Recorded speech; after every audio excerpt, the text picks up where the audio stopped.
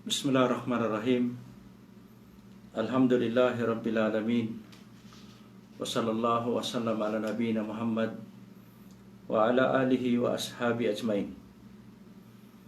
So alhamdulillah, pagpapatuloy natin ang Kitab at-Tauhid, Aklat at Kitab at-Tauhid. So inshallah, yung mga kapatid natin na umaattend sa JTC, inshallah, kung mas maganda pag may ganitong live tayo, mas maganda hawak nyo yung libro. Ito ay pinagpapatuloy natin kahit na wala tayo sa center, inshallah. So ang pamaraan natin ngayon ay palitan silang tatlo. Pag natapos natin ang Kitab at-Tauhid, babalik tayo sa Quran, tapos Sahih al-Bukhari, balik na ulit sa Kitab at-Tauhid. So inshallah. So ito yung bab pa rin na sinabi ng Muallif rahimahullah, Sheikhul Islam Muhammad bin Abdul Wahhab rahimahullah. Babu ma ja'an na ba'da hadil umma ya'budul autan. Na sinabi ng muallif ng sumulat na aklat na kung ano ang dumating sa atin magmula sa kitab at saka sa sunnah, na katotohanan ng ilan sa mga umma ng Propeta Muhammad sallallahu alaihi wasallam, at ang tinutukoy natin ay ummatul ijaba, mga Muslim, ya'budul autan, na sila ay sasamba sa autan o mga huwad na Diyos. At katotohanan, ito talaga ay nangyayari na ngayon, na may mga Muslim na dahil sa kanilang hindi pag-iingat ng kanilang akida o tamang iman, meron kayong sumasamba sa mga salihin, sumasamba sa libingan, at yan ay talagang katotohanan na hindi natin pwede pagkaila, na yung mga tao na nagdi-deny ng ganyan, na walang Muslim na magmumurtad, hindi maaari kahit sabihin natin na ang la ilaha illallah ay patuloy natin binibigkas, kung tayo naman ay may ginagawa ng mga bagay na nakakasira nito. So ito ay tinatawag nating nagpapalabas sa atin sa Islam. Kaya kailangan talagang pag-aralan natin mabuti ang ating akida. So yung unang aya, i-review natin na sinabi rito na Allah subhanahu wa ta'ala, alam tara ilal ladina utu nasiban minal kitab yu'minuna bil jibti wa ta'gut. So ang syahid dito sa bab na ang mga Ahlul Kitab, lalong-lalo na ang mga Yahud at Nasara, ang Ahlul Kitab, sila ay naniniwala sa sihir, sa mga magic, sa mga tinatawag nating fortune teller, panghuhula, at iba pang mga tinatawag nating mga kurapat o superstitious na nakakasira ng ating akida. Dahil ang sihir, isa sa nawakid ng Islam, o mga magic na yan, nakakapagpawalang bisa ng Islam. Ganon din ang paniniwala sa mga kuhan, fortune teller, manghuhula, na sinabi ng Propeta Muhammad sallallahu alaihi wasallam, man ata al-kahinan aw arrapan o arrap, pagkatapos na paniwalaan kung ano ang kanyang sinabi, sabi nga, lakad ka para, siya ay hindi na nananampalataya. So nawawalang bisa ang kanyang pagiging kasi alam natin na ang Allah subhanahu wa ta'ala, siya lamang ang nakakaalam ng future at saka ng unseen. So kaya hindi ito pwedeng pakailaman ng sino mang mga nilikha ang magbigay ng impormasyon tungkol sa future. Ito man ay mangyayari dito sa dunya o mangyayari sa akira o mangyayari sa matagal pang panahon bago magkiyama, halimbawa. So ito at sinabi rito na sila ay yu'minuna bil jibti wa tagut. Tagut, yung pinaniniwalaan nila ang mga huwad na Diyos. Kaya sinabi nila dito sa mga Muslimin, mas better kayo kay Muhammad o sa Propeta Muhammad sallallahu alaihi wasallam. So kaya yan ang unang dahilan kung bakit sila ay lumabas sa teaching ng dalang mga propeta. Pangalawang aya sa ito ni-review lang natin, hal unabbiukum bi syarrin min dalik matubatan indallah man la'anahu Allah wa ghadiba alayhi wa ja'ala minhum al-qirata wal kanasir wa abadat taghut. Dito naman ang pinakaano dito na sila ay sumasamba sa binanggit kanina, yu'minuna bit taghut. Dito naman abada. Sila talaga ang mga Ahlul Kitab, sumasamba sa huwad na Diyos. Sila ay sumasamba sa huwad na Diyos. Nabanggit pa rito na sila, may mga tao sa kanila nung kanilang panahon na ginawang unggoy at saka baboy, na sila ay sinumpa, sila ay kinamumuhian ng Allah subhanahu wa ta'ala. Kaya may mga ibang Muslim, sabi nila, hindi yan mangyayari kasi nga, bakit naman walang Muslim na ginagawa ng Allah subhanahu wa ta'ala na monkey o baboy? So, Allahu alam, pero sabi nga natin, ito ang nabanggit na Allah subhanahu wa ta'ala sa Quran. May mga ibang mga bali-balita sa iba't ibang bansa na merong ibang mga nilikha na minsan binabasos ang Quran, ginagawang ibang uri ng nilikha. Pagkatapos sa pangatlong aya sabi rito, qala alladhina ghalabu ala amrihim lanattaqidanna alaihim masjida. Sa Suratul Kahf, nabanggit naman dito ng Allah Subhanahu wa Ta'ala sa atin na ito'y babala sa atin yung mga tao na naglalagay ng masjid sa libingan.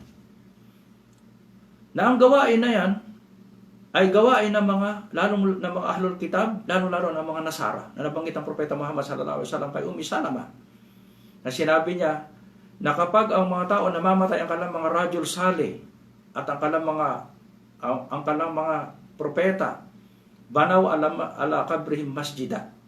Tinatayuan nila ang mga Kristiyano, tinatayuan nila ang kanilang lugar ng sambahan, ang libingan ng kanilang mga banal na tao na lugar ng sambahan. So kaya alam natin, yan ang gawain talaga ng mga hindi mga Muslim, mga Kristiyano. Ang kanilang simbahan, meron doon mga, halimbawa sabihin natin, nandun yung shrine o libingan ng mga sinasabi lang santo o mga saint o na dinadayo pa. At kapag may shrine na talagang dinadayo ang simbahan na yan, sila ay nagdadasal doon, sila ay kumukuha doon ng baraka, sila ay humihingi ng tulong doon. Shirk! Shirk, talaga ang paghingi ng tulong o pagdarasal o pagtawag ng maliban sa Allah Subhanahu wa Ta'ala. Maliwanag na ito ay shirk dahil ito ay dua. Ang dua ay isang uri ng pagsamba. Kaya dito, binigyan tayo ng aral doon sa kwento ng tatlong mga kabataan na pinatulog na Allah Subhanahu wa Ta'ala ng 300 at 9 na taon doon sa cave, pagkatapos nung sila ay ginising at pagkatapos nang sila ay mamatay din doon sa loob ng kuweba na yon, ang mga tao nalaman ang kwento, so sila ay nagplano na unang-una gawing isara yun at gawa ng building. Pero sabi ng mga namumuno sa kanila, nalagyan ng masjid.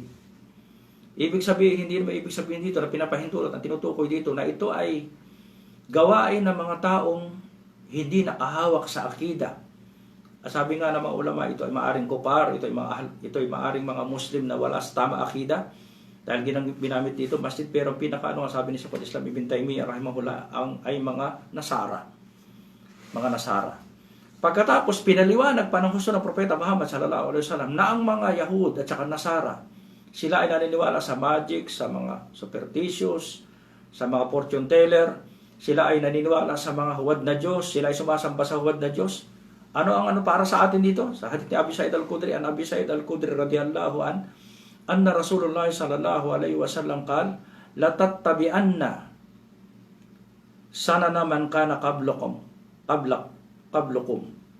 al-qudwa bil qudda hatta law daqalu jawhra dabbin la daqaltumuhu. Qala ya Rasulullah al-yahudu wan nasara, qal paman.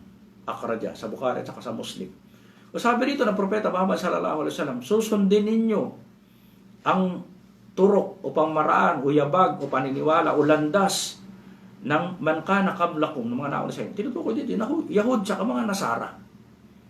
Susundin niyo sila, gagayahin niyo sila sa kanilang paniniwala, al-aqida, kanilang pagsamba, sa kanilang belief, sa kanilang din. Minsan pa piniprepare ninyo o mas pinipili niyo pa ang kanilang din o kanilang aqida kaysa sa aqida ng Islam. Makita natin ngayon ang mga Muslim ganyan. Pasko, bagong taon, anumang mga pagdiriwang o paniniwala, pagsamba sa mga, akala nila ang lahat ng yan ay tama. Pero alam natin, nasabi nga dito ng Propeta Muhammad sallallahu alaihi wasallam, eksaktong-eksakto kung anong kanilang ginagawa, gagayahin ninyo. Gagayahin ninyo ang kanilang. At kahit anong gawin nila, kahit pumasok sila sa isang lugar, sa lungga ng bayawak, susunod kayo. Ibig sabihin talagang nagiging blind follower talaga ang mga Muslim sa mga ahlul kitab.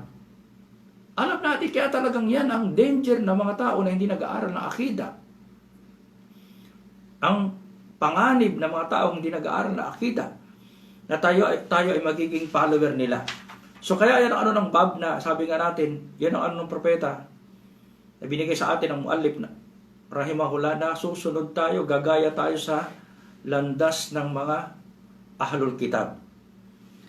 Pagkatapos yung huling dalil o evidence sa sunnah, sa Sahih Muslim, sabi rito, wali Muslim ang tauban, So si Tauban, isa sa mga sahaba ng Propeta Muhammad sallallahu alaihi wasallam, siya ay maula. Ang ibig sabihin ng salitang maula, siya ay alipin ng propeta na kanyang pinalaya.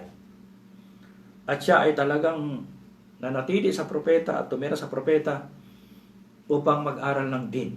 Katulad ni Abu Hurairah, katulad ni Anas ibn Malik, radiyallahu anhum jami'an. So sabi dito, anna Rasulullah sallallahu alaihi wasallam qal, inna Allah sawali al-ard. Katotohanan ng Allah subhanahu wa ta'ala, inilatag niya sa akin o pinakita niya sa akin ang kalupaan. Para ay tumasyarikaha wa magaribaha. At pinakita sa akin, nakita ko ang lahat na naabot ng aking paningin ang silangan. Wa magaribaha hanggang sa kanluran. Wa inna ummati sayablugu mulkuha masubiya liminha. Na ang umma ng Propeta Muhammad sallallahu alaihi wasallam, sabi niya, aking umma, ang kanilang kaharian, ang kanilang masasakupan ay aabutin kung ano ang nakita niya sa pinakadulo ng silangan at dulo ng kanluran. O sa sumisikat ang araw at tumulubog ang araw. At pagkatapos sabi rito ng propeta sallallahu, at yan ay nangyari, alam natin, pagkatapos ng propeta ni Abu Bakar, ay nasakop ni Omar ibn al-Khattab radiyallahu an ang Rome at saka Persia. Nasakop ang Rome at saka Persia, na ang tinatawag nating mga prophecy ng Propeta Muhammad sallallahu alaihi wasallam ay talagang nangyayari. Wasuwiya liminha wa utitu al-kansain al-ahmar wal-abyad. At sabi ng propeta, ipapagkaloob sa akin o sa umma ng Propeta Muhammad sallallahu alaihi wasallam ang dalawang uri ng kayamanan o treasure. Kansain, ibig sabihin ng salitang kuns o kans ay treasure. Dito kansain, mutan na. Dalawang uri ng treasure, kayamanan. Al-ahmar wal-abyad. So ang ahmar ito ay gold. At ang abyad, ito ay sabi ng mga ibang ulama, pidya o yung silver. At iba pa mga ulama sabi nila, kasama rito yung jawahir. Yung mga, ano ba sabi natin, mga diamond, tsaka yung mga brilyante. Lahat ng puti na ano, yan ay mga abyad na treasure o kayamanan. At ang ahmar na kayamanan, ito ay kayamanan ng mga Roma noong panahon na yun ng Propeta sallallahu alaihi wasallam. At ang abyad naman, ang pilak at ang mga diamond tsaka brilyante, ito naman ay pag-aari ng mga napakarami sa common sa kanila ang ganyang unang kayamanan sa Persia, kung saan ngayon naroon ang Iran. Wa inni sa'altu rabbi li ummati Allah yuhlikaha bisanatin bi amma. O sabi rito ng Rasul sallallahu alaihi wasallam, at hiniling ko at ako ay nanalangin sa Allah subhanahu wa ta'ala, sa aking Panginoon, na wag ipagkaloob sa aking umma na ang buong umma ng Islamiya ay wag silang makaranas ng talagang total na pagtagtuyo na maging sanhin ng kalang taggutom at pagkamatay ng mga tao sa gutom. Ang tinutukoy dito ng Propeta Muhammad, ang mga Muslim na talagang hahawak sa tamang paniniwala, ang alalama ang sasambay na hindi magbibigay ng katambal at hindi mangingibabaw sa kanilang lupain ang mga pinagbabawal. So sila ay pangalagaan ng Allah subhanahu wa ta'ala at hindi sila makakaranas ng pagkagutom. Pero may mga ibang lupain ng mga Muslim, katulad na nangyari sa Africa at ibang mga lugar sa Asia, na may mga Muslim din na nagugutom, na nakaranas din ng mga taggutom na hindi minsan dumarating ang ulan. O kung may dumarating man na ulan, hindi yung ulan na tinatawag nating baraka na ulan o gait. Ang ibig sabihin ng gait, ito ay ulan, isang uri ng ulan na nagbibigay talaga ng biyaya at sumisibol ang mga mabiyayang mga halaman na nagdudulot ng kasaganaan sa tao.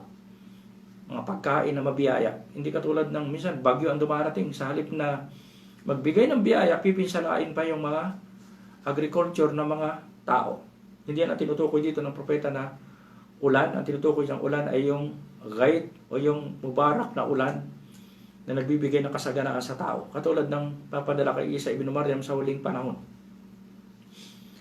Wa anna la yusallitu alaihim aduwwun min siwa anfusihim fayasbihu ba'duhum wa inna rabbi qal, na hiniling niya sa Allah subhanahu wa ta'ala na wag silang masakop ang mga Muslim totally na masakop ng mga kalaban, kahit pa sila ay magtulong-tulong lahat para sakupin ang mga Muslim.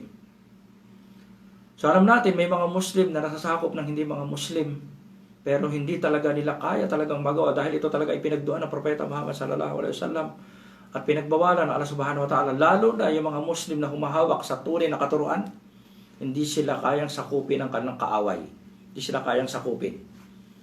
Kaya sabi rito na Allah subhanahu wa inna rabbi qal ya Muhammad idha qadaytu qadaan fa innahu la yurad. At kapag itinakda ko ang aking mga desisyon, hindi na ito pwedeng bawiin o maaring bawiin. Dahil tatlo na actually yung doan yan sa ibang riwaya, sa ibang hadith. Tatlo yung doan na yan.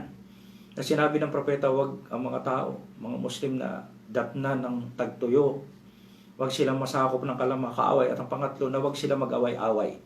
Pinagkalob yung dalawa, pero yung isa hindi pinagkalob dahil talagang nangyari sa mga Muslim, may mga Muslim sila mismo nag-aaway-away o nagpapatayan. Dahil nang inumpisahan ng mga Khawarij o ng panahon ni Uthman ibn Affan radiyallahu an, doon na nagumpisa ang tinatawag nating hanggang sa bago dumating ang kiyama, ay hindi ibababa ng Allah subhanahu wa ta'ala ang paglalaban-laban ng ibang mga Muslim dahil sa kanilang paghahangad sa dunya. Sa pagkatapos sabi rito, warawahul Barkani na Pisahi Wasad, sabi nga rito sa sahih ni Imam Al-Barkani rahimahullah, isa siya sa kolektor ng mga sahih din na hadith, at ayon sa kanyang addition sa Sahih Muslim, sabi rito, wa inna ma aqapu ala ummati ala immatul mudallun o mudallin. Na ang pinapangamba ko, sabi ng Propeta Muhammad sallallahu alaihi wasallam, sa aking umma ay yung mga aimma plural ng imam. Yung mga pinuno, yung mga leader na mga mudallin, na mga ligaw at nagliligaw. So pag sinabi natin aimma, halimbawa sabi natin pinuno ng ating bansa, mga leader, umara. Ganon din yung mga ating mga ulama. Ganon din yung mga pinuno ng mga tao, ng mga worshipper. Na may mga tao na minsan ang kanilang pagkaintindi basta religious ng tao, yan ay alam na lahat ang din. Hindi. Kailangan ang isang tao unang-unang marunong sa kanyang din, pagkatapos siya ay worshipper ng Allah subhanahu wa ta'ala. Katulad ng Propeta sallallahu alaihi wasallam, unang mga ulama. Hindi pwede sa isang tao na abid lamang siya, wala naman siyang knowledge. Katulad ng mga Nasara. So kaya may mga tao na tinitingnan nila yung kanyang ibada at yung kanyang personalidad o kanyang anyo. Kaya lang, hindi naman pala siya taong marunong. Siya ay ligaw at siya ay nagliligaw ng kanyang kapwa. Nagliligaw ng kanyang kapwa. Na, yan ang nature ng tao. Pag may nakita sila na, halimbawa ngayon, yung mga kupar na nagdadawa, katulad ni Kibuloy, halimbawa, nananawagan sa na siya raw ay appointed na anak ng Diyos, o siya raw ay propeta, siya raw ay Diyos, gano'n. So, dahil sa ganda ng kanilang salita, ang mga tao naniniwala, sinusunod, ginagawa silang imam. Ginagawa silang leader. Kaya napakahalaga sa atin, tingnan natin, ano ba ang katangian talaga ng leader o ng imam? Ano ba talaga ang katangian? Katulad ni Prophet Ibrahim a.s. na siya ginawa ng Allah subhanahu wa ta'ala na imam. Katulad ng Propeta sallallahu alaihi wasallam at ng Khulafa ar-Rashidin. So yan ang ating mga huwaran ng mga imam o mga pinuno natin sa ating din at saka sa umur ng ating dunya. So sabi rito ng propeta, ito ang aking pinapangambahan o kinakatakot, ang pinuno ninyo, ang inyong mga pinuno na mga ligaw at kayo ay ililigaw. Kayo ililigaw. Kaya yan ay dapat nating tandaan, tingnan natin sino ba talaga ang ating sinusunod ng mga namumuno sa atin. Wala taqumu sa hatta yalhaqa hayyun min ummati bil musrikin. Ito na ang umpisa ng shahid sa bab. Sabi rito, hindi darating ang saa, hindi darating ang kiyama, tinutukoy ditong saa o unihaya ng dunya, pagkatapusan ng mundo, hanggat ang aking umma,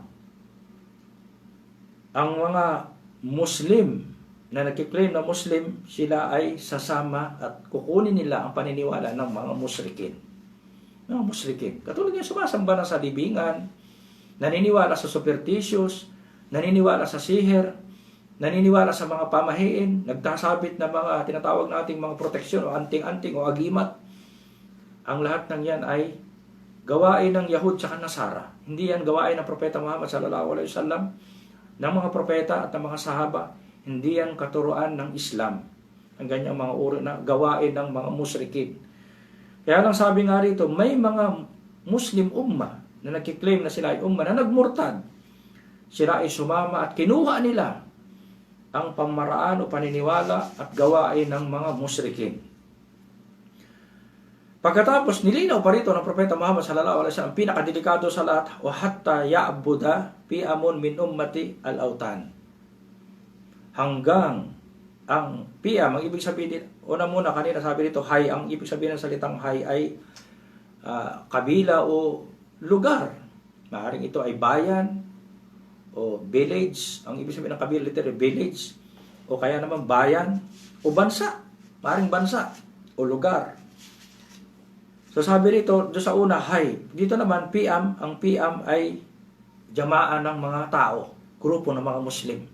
Kaya sabi rito, hanggat ang mga pi'am o grupo ng mga Muslim o ng aking umma, ta'budu, ay ibig sabihin, ta'budu pi'amun min ummati al-autan. Sila ay sasamba sa autan. At ay paliwanag ang ibig sabihin ng salitang autan. Lahat ng sinasamba ng maliban sa Allah subhanahu wa ta'ala, katulad ng meaning ng tagut, may tsura man o wala, puno man o bato, libingan man o ito o hindi, tao man o hindi, anghel man o propeta, na ito ay nilagay natin sa ating pagsamba, yan ang tawag dyan ay autan. Kasi literally, ang ibig sabihin ng autan, lahat ng huwad na Diyos. Asnam, ito ay talagang specific o talagang direct sa ribulto o estatwa, autan o sanam. Sanam o asnam, plural ng sanam, asnam. Ito naman watan o autan, lahat ng mga uri na ginagawa ng Diyos. Ito man ay tao, ito man ay hayop, ito man ay bato, ito man ay puno, ito man ay nasa langit o nasa lupa o nasa dagat o nasaan mang lugar, ito man ay libingan ng patay na banal na tao, tawag dyan ay autan. Ang tawag dyan ay autan.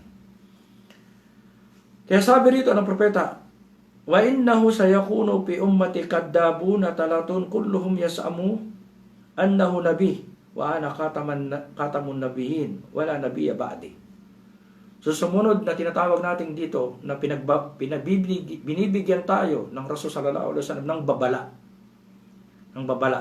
Una, na layuan natin ang pagsama sa mga musyrikin, sa mga ahlul kitab, sa kalang paniniwala o pagsamba o sa kalang akida. Sumunod, ingatan natin ang sarili kung sino ang ating sinusunod na mga leader o pinuno. Ito man ay sa ating politika o sa ating din. Sumunod dito, sabi nga rito, ay darating ang panahon na mangyayari, wa indaw sayakun pi ummati kadabun. Kadab o sinungaling, mga kadab. Kadabon, sinungaling, plural ng kadab. Mga sinungaling, talaton, nabanggit pa rito, talaton, 30. 30 sinungaling ang darating. At hindi lamang ito, sabi nga natin na ang tinutukoy dito na 30. Sabi ng mga ulama, ang tinutukoy ditong 30, pinaka ras o ulo talaga nila. Pero meron sila pang mga sekta o mga grupo pa, bukod pa sa pinaka-head nila. Pinaka-head nila. Pero meron pa silang mga branch. Kaya mahigit talaga, pero ang pinaka puno nila lahat ay 30 ang mga sinungaling niya. Sabi nga rito, kulluhum yas'amu annahu nabi. Sila ay magkiklaim, mag-aangkin ng nubuwa o ng prophethood, magsasabi sila na sila ay propeta. Na sila ay propeta. Pagkatapos, wa ana katamun nabiyin. Sabi ng propeta, I am the last of the prophet. Ako ang huling propeta. At ito ay pinatunayan ng Allah subhanahu wa ta'ala sa Quran. Sabi ng Allah subhanahu wa ta'ala, kana Muhammadun aba ahadin min rijalikum walakin Rasulullah wa kataman nabiyin. Na siya ang Rasul at siya ang huli o last of the prophet. Kaya nakakapagtaka, may mga Muslim, maraming lumipas na panahon. Halimbawa, maging panahon pagkatapos ng Propeta Muhammad sallallahu alaihi wasallam, may mga ilan na nag-claim ng prophet. May mga Muslim na sumunod. Nakakapagtaka, samantala nababasa yung aya. Sa India, halimbawa, yung mga Qadiani na sumunod kay Ghulam Mirza Ahmad na siya ay nag-claim ng prophethood. Sa Amerika, may nag-claim ng prophethood. May mga Muslim na sumusunod, samantalang maliwanag sa Quran, sabi ng propeta, Ana khatamun nabiyyin.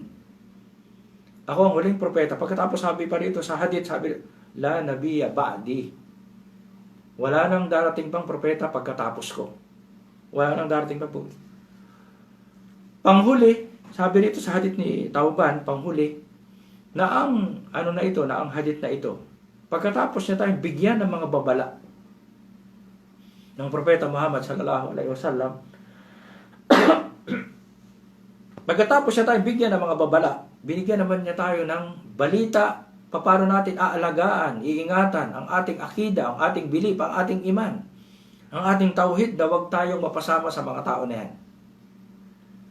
Huwag tayong mapasama sa mga tao na yan. Sabi rito ng propeta Muhammad sallallahu alaihi wasallam, La tasalu ta'ifatun min ummati alal haq.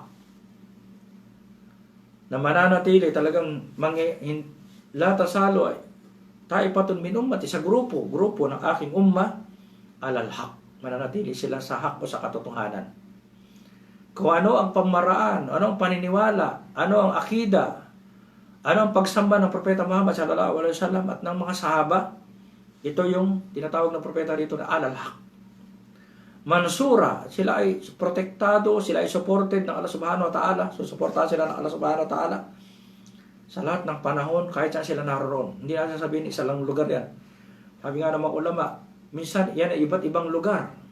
Nasa iba't ibang lugar ang mga yan.